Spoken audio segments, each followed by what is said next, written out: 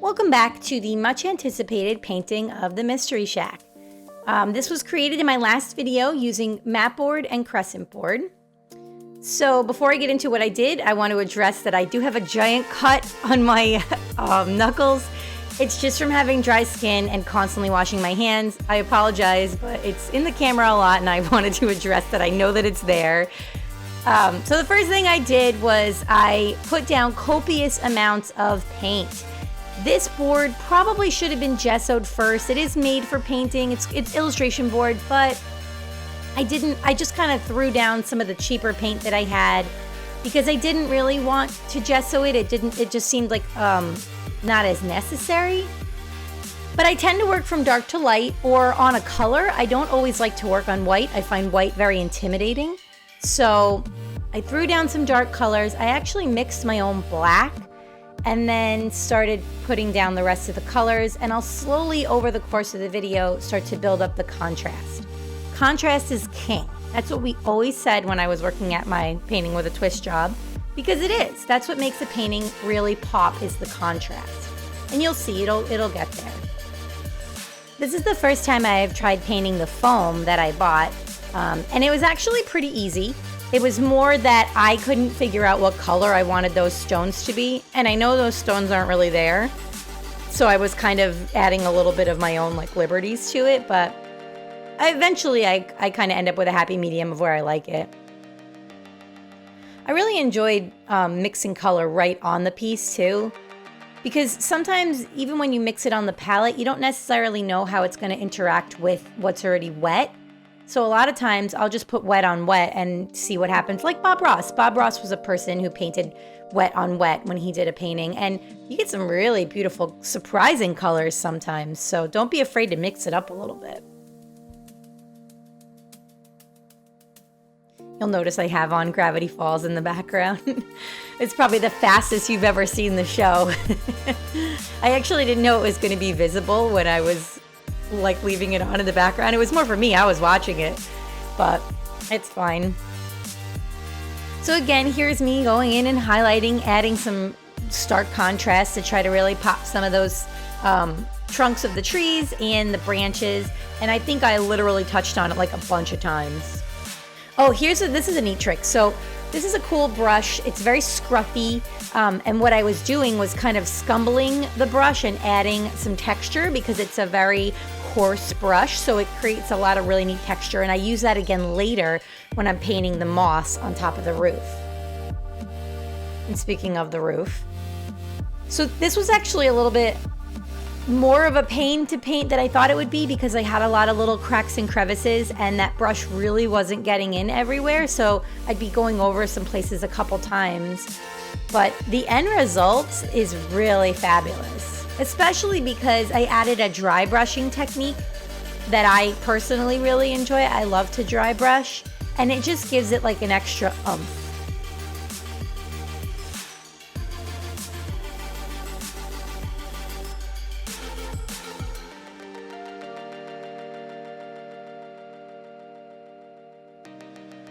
I'll tell you, those shingles, as much as they were a pain to make, it was so worth it because the result that comes out after, it's all said and done is just, I think that's the best part of this whole piece is the roof.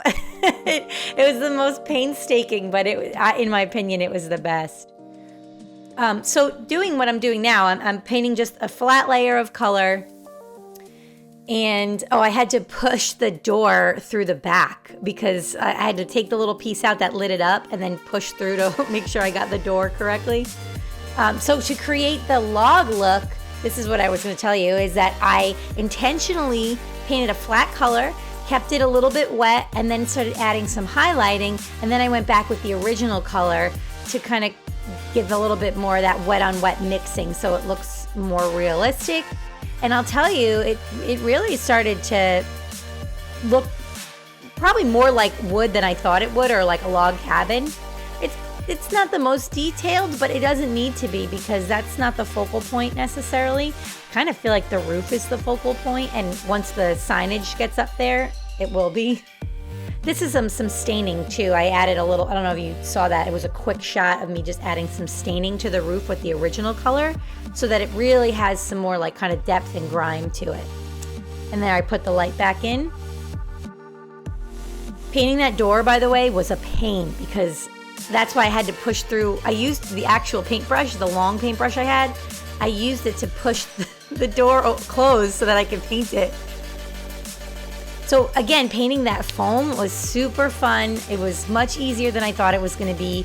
And this was really where I started doing more of that wet on wet mixing. And then eventually I'm going to grab the other brush and start, here it is, doing the scumbling, adding that texture to the moss. This was actually a lot of fun.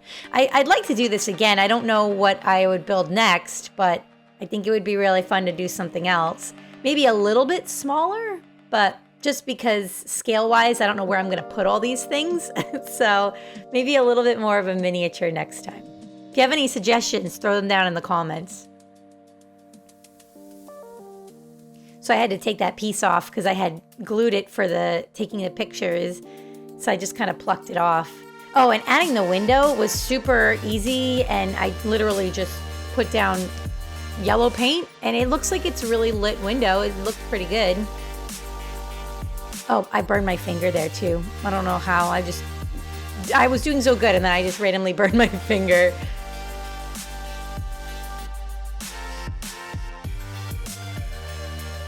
So that's what it looks like without all the characters and the signage. So next up, and a lot of this footage, for some reason, when I adjusted the camera, I was painting a lot of it off screen. So you'll see it's probably cut a little more. You can see that right there, it's off, and I started realizing it. I think in a little bit I'll adjust the camera again, but the signage was fun. I love signage. If you follow my work, you know I was a Trader Joe's sign artist. So these little things, I mean, this is kind of stuff I did when I worked on season 4 of Robot Chicken. I made little signs and little paintings and things that went inside the scenes, and they were miniature. So this is right up my alley. I love this stuff. I actually would have loved to have built sets on the show, but I kind of started down this path, and ironically it led to more jobs in sign art, i.e. the Trader Joe's job, and then just my career exploded into sign art, and it's just funny where your life will take you and you just don't know. So always try something new.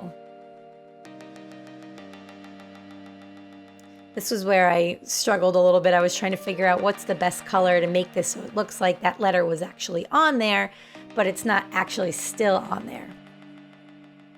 When I did not put a lot of thought. I couldn't remember. I don't think the little soda machine says anything, but I just wrote pop because I thought it was like, you know, funny, like soda pop. I painted this sign like 3 times. There was a point where I thought, oh, it's cool, it'll match. And then I thought, oh my God, it matches too much. So I added highlights, I did a bunch of stuff. I even painted the gift shop, the actual writing of gift shop twice, but you're only gonna see it the last time because I just thought it was stupid to show you that I did it twice, but I did do it twice. We all mess up. I just didn't like the way it looked. It didn't look centered, so. And then I added a little bit of a glaze so that it was changed in color. I bumped the camera. I burnt myself again here. I just kept touching the glue. I don't know why. It just kept happening.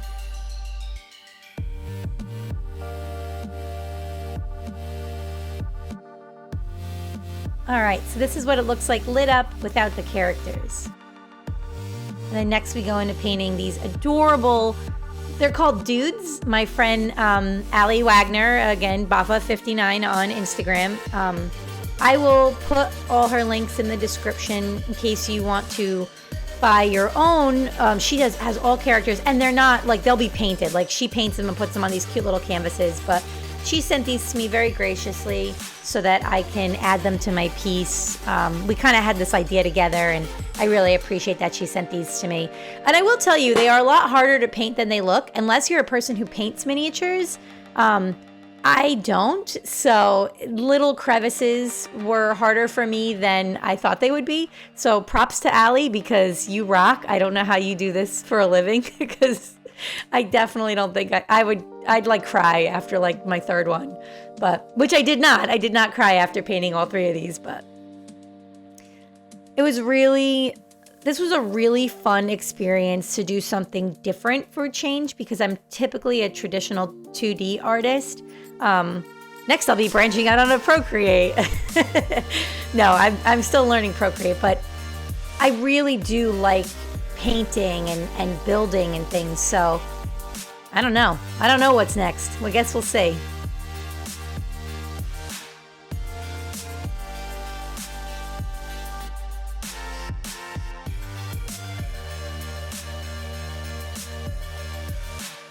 If you guys have any questions for me about anything that you saw in the video, or if you want to build something like this on your own, please feel free to ask me in the comments. I am more than happy to answer questions. But yeah, so this was such a fun project. The only thing I will say here is I wish I would have put Bill more toward the front. He didn't stand up like I thought he would. I had to actually glue him down a little bit, but I can pop him off and stick him closer to the front. It's easy. So this is it. I hope you enjoyed the video. I hope you liked what I did with the Mystery Shack. And if you like what you saw, subscribe, and I'll see you back at the drawing board.